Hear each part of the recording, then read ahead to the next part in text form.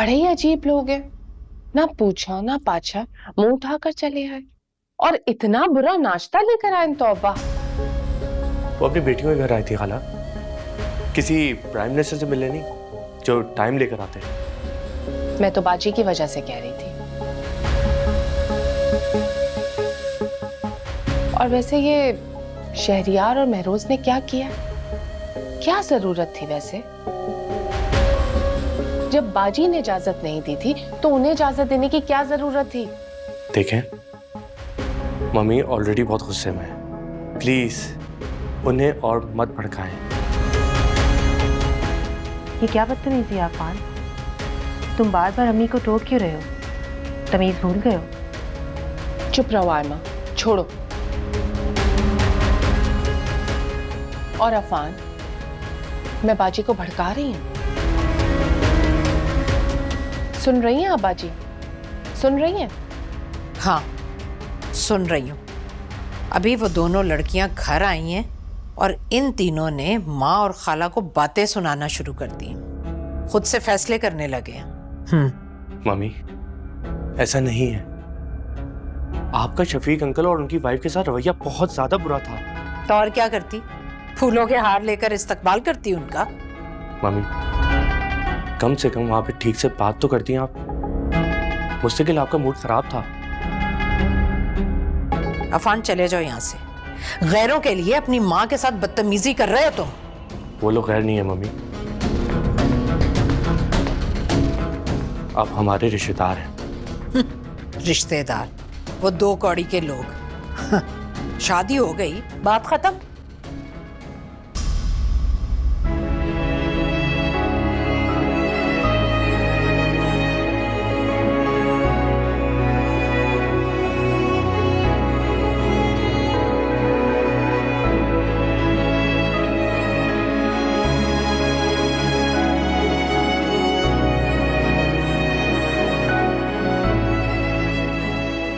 भाई, आपने बुलाया था?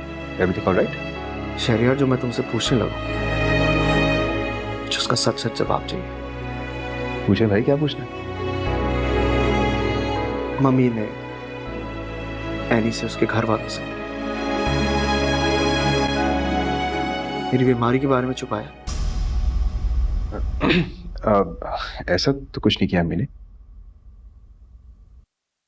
मम्मी ने उनसे झूठ बोला कि मैं जानता हूं।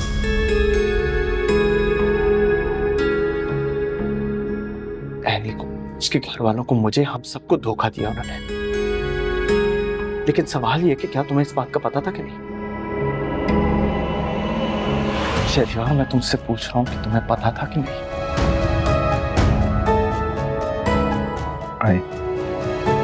I knew it, मुझे पता था।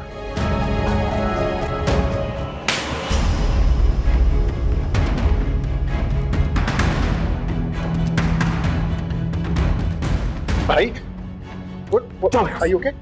भाई, जाओ यहां से। Just leave me alone. जाओ।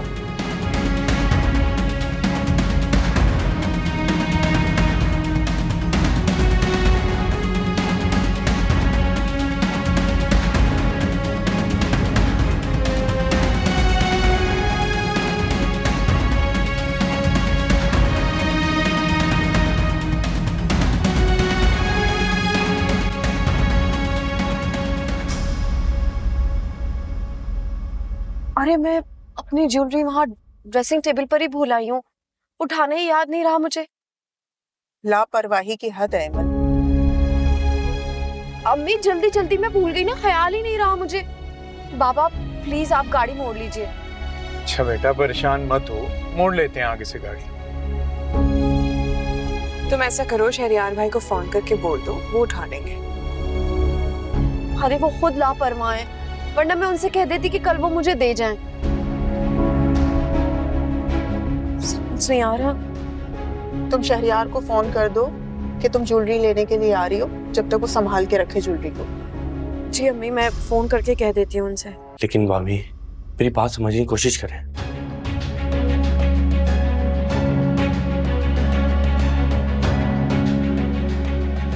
आपने मुझसे झूठ क्यों बोला? कौन सा झूठ? आपने मुझे धोखा दिया, एनी को धोखा दिया, उसके घर वालों को धोखा दिया, हम सबको धोखा दिया। और आपने उन्हें ये जाके कहा कि आपको ब्रेन ट्यूमर है।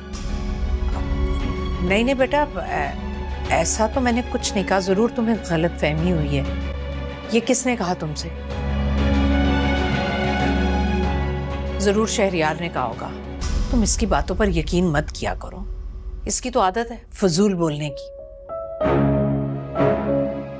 मम्मी ये क्या बताएगा मुझे?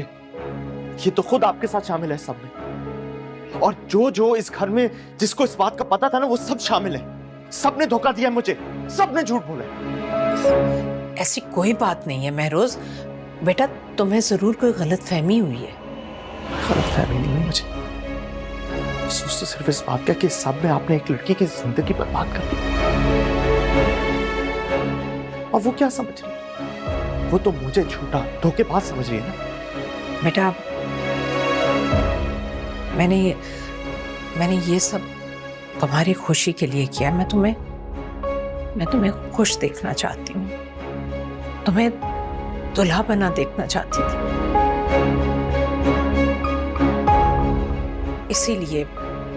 इसीलिए उनसे हकीकत छुपाई। नहीं मम्मी, आपने मुझसे वादा किया था कि आप उन्हें हकीकत बताएंगी, लेकिन मैं अच्छी तरह जानता हूँ कि आपने मेरी खुशी के लिए नहीं किया, बल्कि अपनी खुदगर्जी के लिए किया। देखो, अगर मैं ये झूठ ना बोलती तो वो कभी भी शहरयार की शादी एमल से ना करते।